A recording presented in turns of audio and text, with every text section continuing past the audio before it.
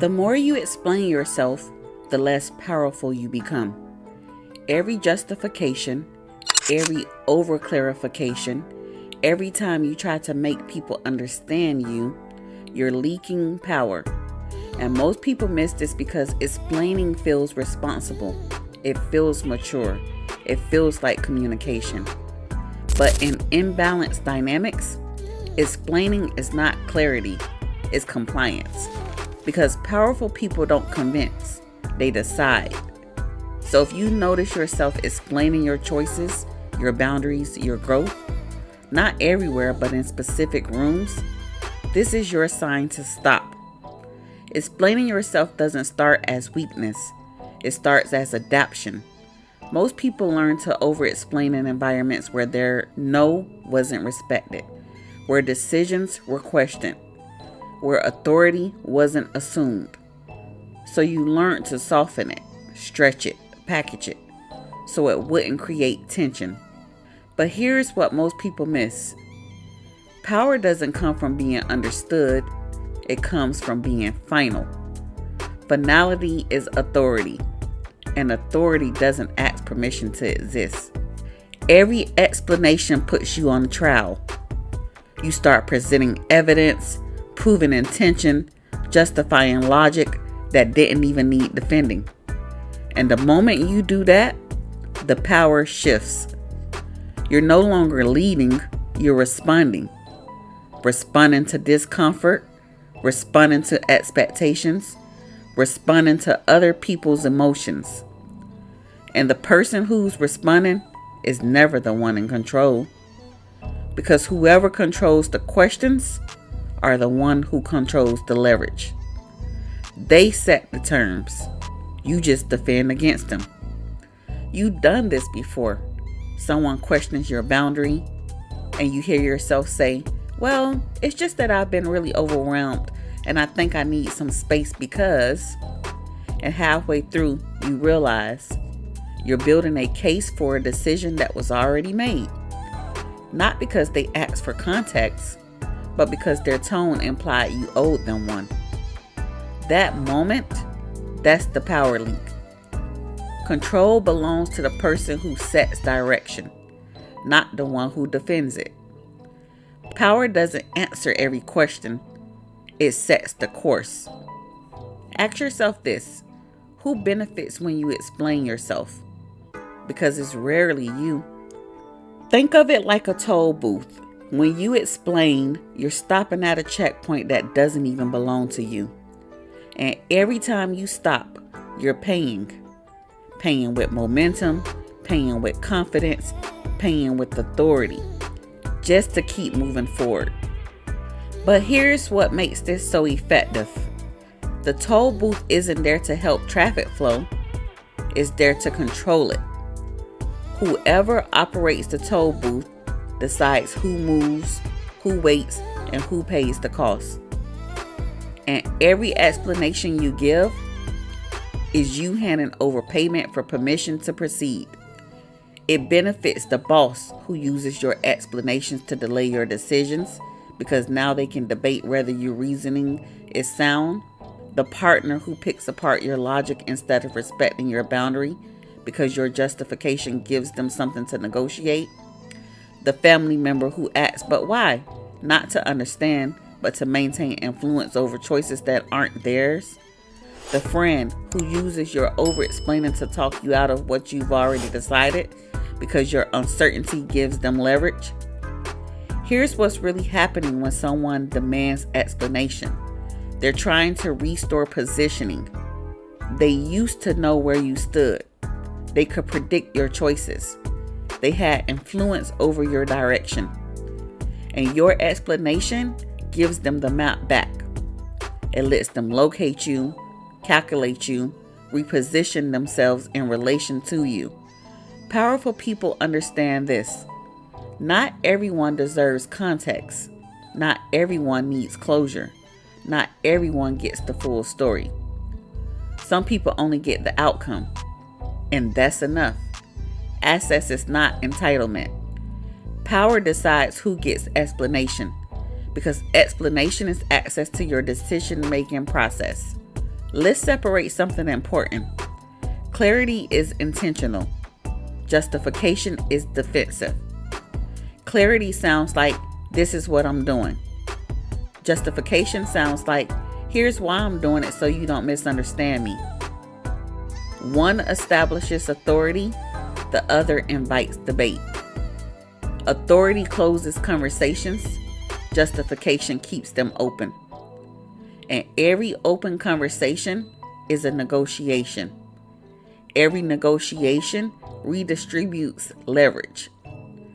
The moment you justify, you give people permission to negotiate your boundaries. Your life is not a group discussion. You didn't just experience a system where explanation was expected. You learn how to operate inside of it. And here's how participation actually showed up. You didn't just explain when asked. You explained before anyone even questioned. You softened decisions before they were challenged. You gave context, background, justification just in case. You anticipated the pushback and cushioned it in advance. Every time you started a boundary with, I'm sorry, but, and then gave 3 reasons when none were required, explained your schedule instead of simply saying, I'm unavailable, justified your needs before stating them, or ended a clear decision with, does that make sense? You weren't communicating, you were managing the imbalance so it didn't escalate. You thought you were being considerate, but what you were actually doing was preventing your authority from ever being tested. Because if you explained it first, softened it first, justified it first, maybe they wouldn't challenge it. But here's the truth. Your participation wasn't politeness. It was you absorbing the friction so the system stayed comfortable. And the moment you stop absorbing it, the system has to reveal itself. That's why things feel tense when you stop explaining. Because what you removed wasn't clarity, it was their access to your authority. Watch the contrast. Powerless response. I can't make it because I have this other thing and I've been really busy and I hope you understand. Power response. I can't make it. One explains, one decides. One invites negotiation, one ends the conversation. Power moves clean. No long backstories, no emotional labor, no rehearsed explanations, just action. Silence doesn't mean confusion. It means certainty. When you stop explaining, people stop questioning. Not because they agree, but because they realize your decisions are not up for a vote. Respect doesn't come from understanding. It comes from consistency. And consistency doesn't require explanation. It requires follow through. Let me ask you something. Who in your life expects an explanation from you every time you choose yourself? And what would change if you stopped giving it? Once you understand that, that's how you will break the loop. You don't have to confront people. You don't have to defend yourself. You don't have to try to be understood. But you can change how you participate. Over-explaining survives on reaction. Every time you explain a decision already made, justify a boundary already chosen, clarify your vision so someone else feels comfortable, you keep the loop alive because repetition signals negotiability. And negotiability is how leverage is lost. So the shift looks like this. Someone questions your choice. You don't expand. You don't persuade. You don't fill the silence. You answer once or you don't answer at all. Because power doesn't repeat itself. It moves forward. And the moment you stop defending your position, you stop giving away positional leverage. That's how you stop participating. Here's what will happen when you stop over-explaining. And I'm telling you now so you recognize it when it comes. They'll ask, why are you being so short with me? Is something wrong? You're being kind of cold. That's not feedback. That's them noticing you removed their access to your decision-making process. They'll push harder. I just want to understand. Can you help me see where you're coming from? I feel like you're shutting me out.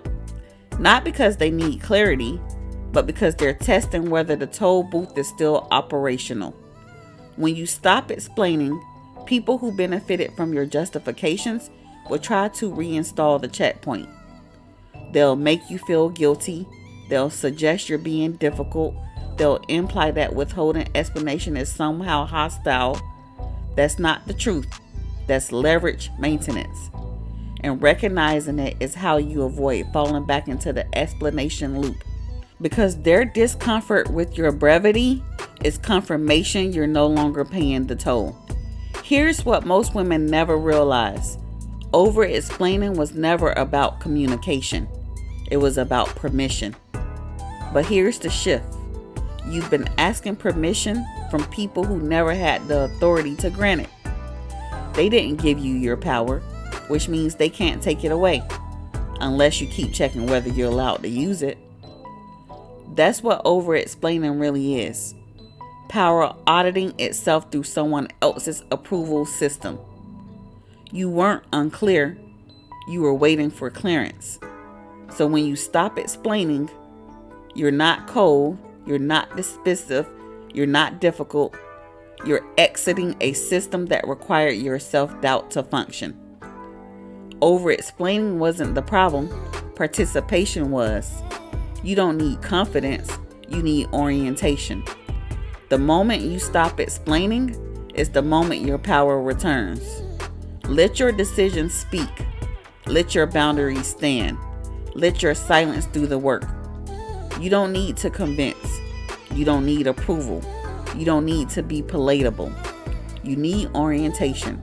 And once your orientation is clear, so is your authority. And if you're learning how to move with power without apology, stay close. This channel is for women who choose power over permission.